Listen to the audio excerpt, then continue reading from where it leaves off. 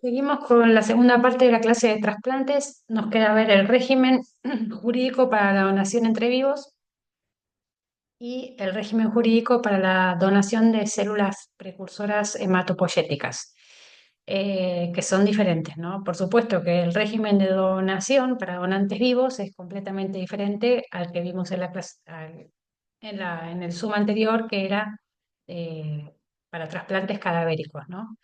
Y si bien los principios siguen siendo lo mismo, gratuidad, altruismo, confidencialidad, intimidad, información, eh, eh, toma de decisiones informadas, eh,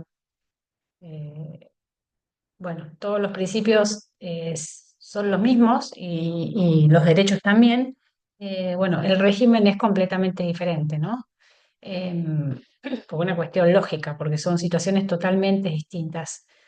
En primer lugar, acá una cosa que hay que señalar es el tema de la información.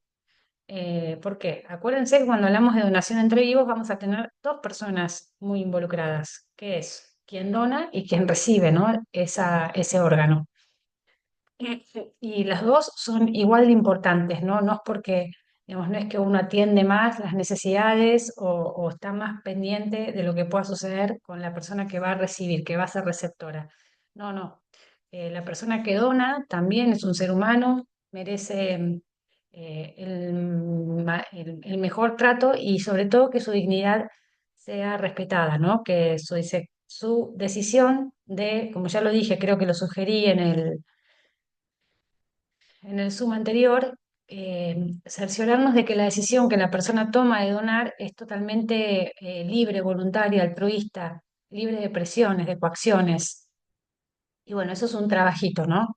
Por eso es que la ley expresamente dispone que la información no debe darse en forma conjunta a los donantes y receptores. Es decir, va a haber un equipo de salud que informe al donante y otro médico o equipo de salud que informe al receptor. Eh, Estas como que transcurren por carriles separados, ¿no? Y bueno, y hay que informar absolutamente de todo, sobre todo al donante. Cuáles son los riesgos, molestias, efectos adversos previsibles. De nuevo, no es una intervención inocua, ¿no? Em, bueno, puede, digamos, hay riesgos, hay molestias, hay efectos adversos. No es lo mismo vivir con un riñón que con dos. Y bueno, esto tiene que quedar muy claro y la idea es que la persona tome la decisión, aún teniendo esto muy claro, ¿no? Y su decisión altruista siga manteniéndose en pie. Em, de esta información, no sé, o sea, el equipo de salud tiene la obligación de dar la información y de dejar constancia de esa información en la historia clínica, en ambas, en la historia clínica del donante y del receptor. O sea, hay que dejar constancia que se informó de todo esto que veíamos anteriormente, ¿no? Y por supuesto, es como una obviedad, pero se requiere consentimiento informado.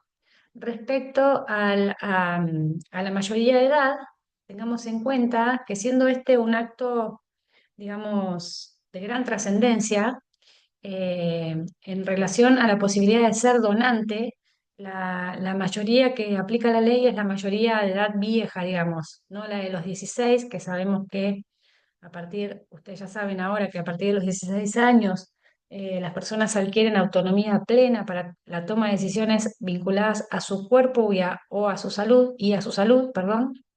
Pero bueno, en este tema específico se decidió proteger a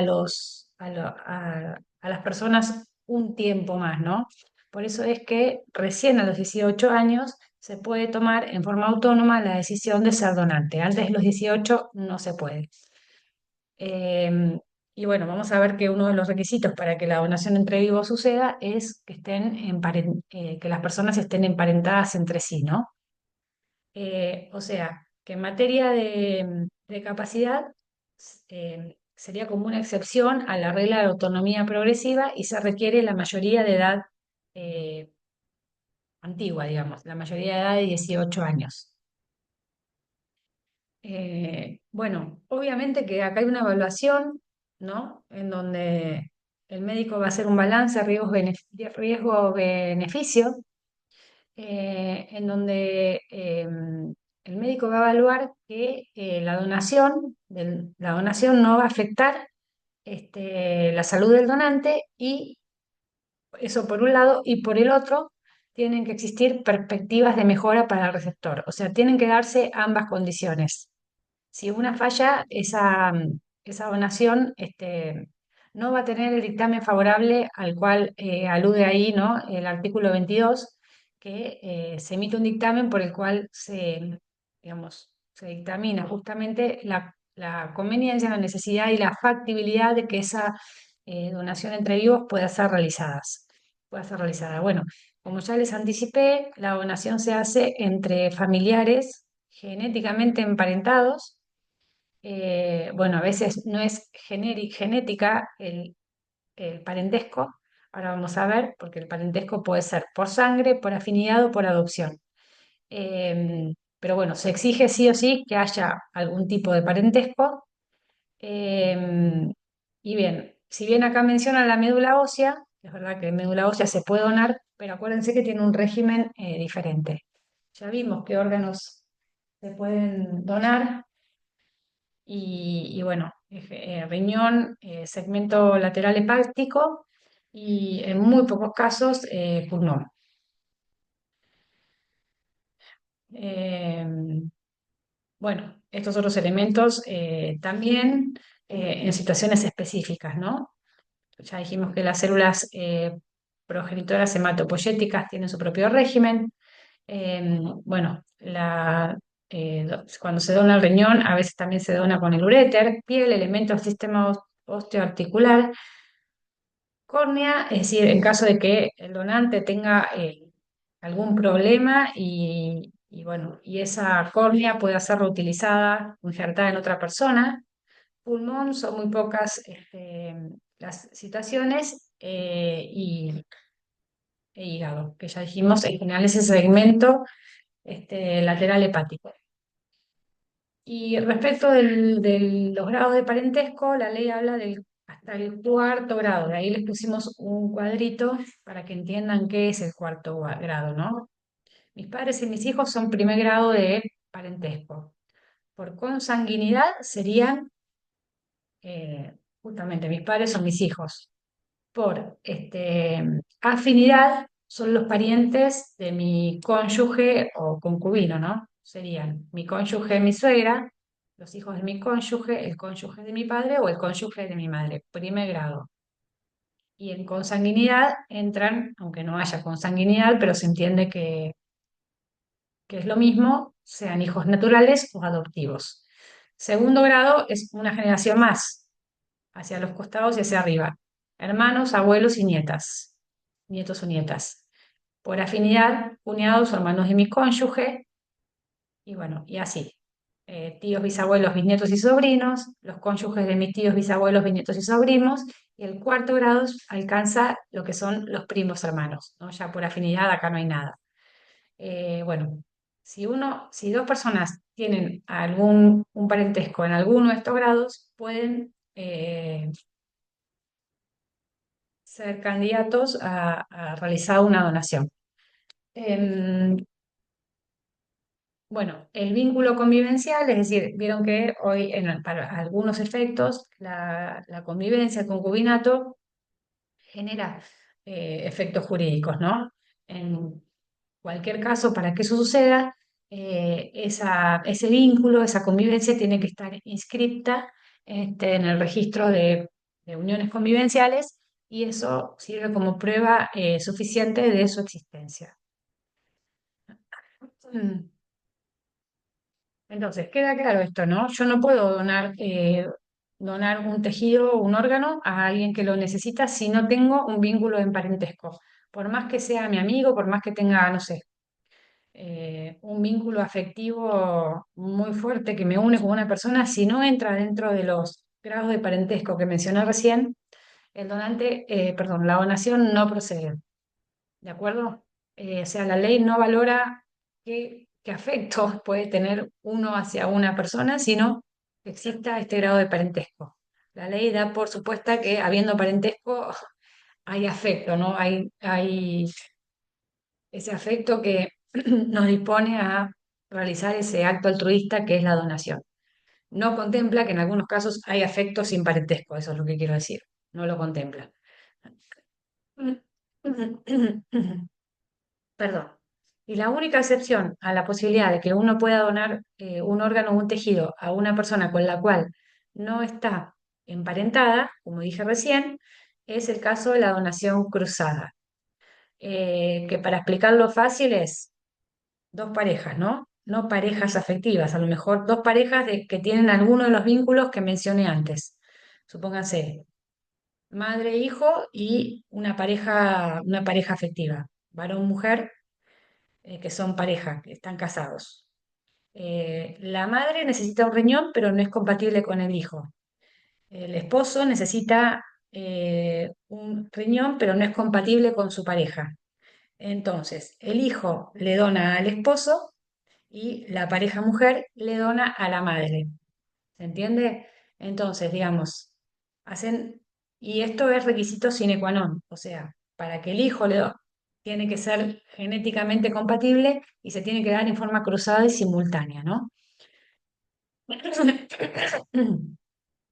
O sea, los mismos vínculos del artículo 23 que vimos antes, pero en forma cruzada. Cuando las parejas, los vínculos esos parentales no tienen compatibilidad entre sí y sí resultan compatibles en forma cruzada. Bueno, esta es una situación excepcional que fue regulada por la ley Justina, que antes ya se hacía, pero en el caso de la Nata, por ejemplo, creo que hubo una autorización judicial porque no estaba regulada. Acá está, ¿no? En el caso de la Nata, antes requería autorización judicial. Bueno, ya hablamos de la mayoría de edad que se requiere para todos los casos, la mayoría de edad de 18 años. Em, Eso para donación entre vivos. Para donar, para células, para médula ósea, CPH, células progenitoras hematopoyéticas, hay una excepción a la mayoría de edad, que es que podrían, menores de 18 años, donar a un pariente, ¿no? De los mencionados en el artículo 22, si su representante lo autoriza. ¿M? Pero bueno, ahora vamos a entrar ya de lleno en lo que es el régimen para células progenitoras hematopoyéticas. Que sepamos que, bueno, esto estaba regulado por una resolución diferente que la 241 del 220, eh, que expresa que para poder ser donante de médula ósea se requiere tener entre 18 y 40 años y tener buena salud, es inespecífica la ley, pero bueno, eso se evalúa, y pesar al menos 50 kilos.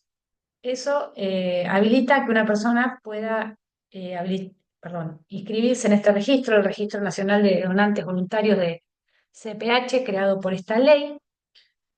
Se repite este concepto de que es un acto solidario, altruista y voluntario y favorece que las personas que no tienen donantes compatibles en su familia, que son, o sea, solo el 25% encuentran un donante compatible, el 75% restante no, de manera que se entiende, ¿no? La necesidad de que haya este banco de médula ósea, por decirlo de alguna manera.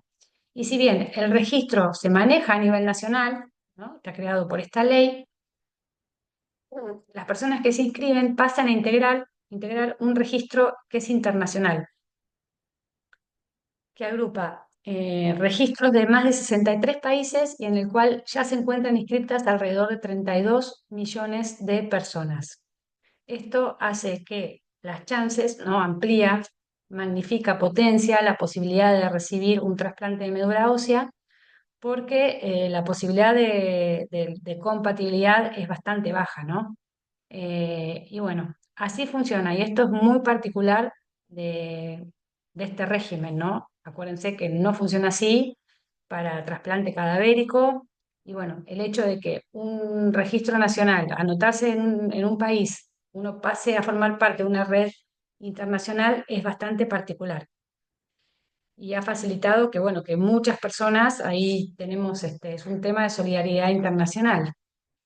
Desde que se implementó en abril de 2003, se ha posibilitado que más de casi 1.800 receptores pudieran acceder a un trasplante de médula ósea con donantes provenientes de este registro internacional, ¿no?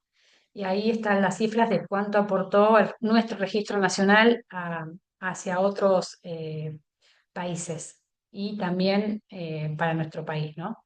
O sea, no necesariamente tiene que ser internacional. Es donde aparece una compatibilidad, se toma. Em, bueno, por ejemplo, en 2024, 90 pacientes argentinos recibieron un trasplante de médula ósea con un donante no familiar y 64 argentinos donaron médula ósea, ¿no? Eso para que tengan una idea más o menos como qué cifras se manejan. Bueno, acá lo que nos interesa es el trasplante halogénico, ¿no? No el autólogo que proviene de nuestra propia médula ósea, que es una posibilidad. Evidentemente, cuando esta no funciona, hay que recurrir al trasplante halogénico, en el cual se implantan bueno, células precursoras hematopoyéticas de un donante, que como ya vimos puede estar genéticamente emparentado o provenir de este registro internacional.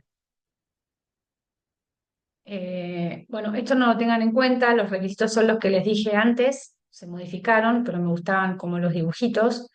Eh, bueno, uno se inscribe en ese registro, en ese registro se hace la extracción de sangre y se toman los datos genéticos que se requieren, ¿no?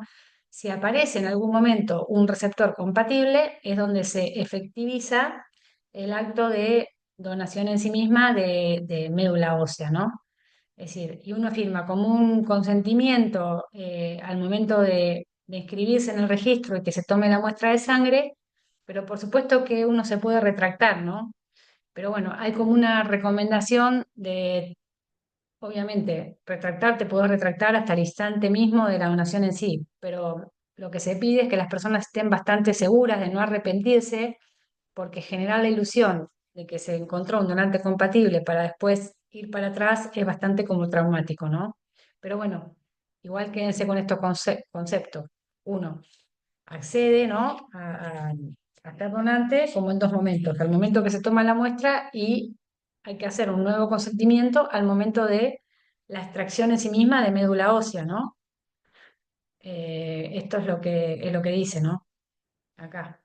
Obviamente se puede cambiar de opinión, eh, pero hay que informar al registro, eso es lo importante, ¿no? Si uno cambia la opinión, hay que informar en tiempo y forma al registro para ser removido del mismo. Lo que hay que evitar es cambiar de opinión, que quede constancia como que sigo siendo donante, que aparezca un candidato, receptor, potencial receptor, y que la persona se haya arrepentido y se haya olvidado de informarlo al registro, ¿no? Entonces eso es lo que se recomienda. Bueno, y como ya se saben, me imagino que ya saben, los métodos para donar pueden ser por sangre periférica o por una punción de médula ósea que se realiza sobre huesos duros, ¿no? En general de la cadera, ¿no? De las crestas ilíacas. Eh, bueno, esto es más técnico, pero bueno, para que vean que en sí misma la donación de médula ósea eh, ni es un simple pinchazo, ni es una cirugía muy compleja. La donación por punción se hace bajo anestesia, no así la de sangre periférica. Bueno, y con esto creo que vamos terminando. Les dejamos acá algunos documentos para quienes quieran profundizar. Eh, bueno, todo esto está disponible en la página del INCUCAI. Ahí tienen para pinchar unos enlaces que lamentablemente el Banco de Salud evidentemente no está funcionando, porque si bien te remite a la página, los documentos pareciera que no se cargan. A mí me viene pasando eso hace un tiempo y es una lástima, pero bueno, ustedes igual los pueden googlear, ¿no? Poniendo el título y descargan los que les puedan llegar a interesar. Bueno, es todo. Por suerte, esta última explicación quedó más cortita y bueno, que estén bien. Nos vemos la próxima. Saludos, adiós.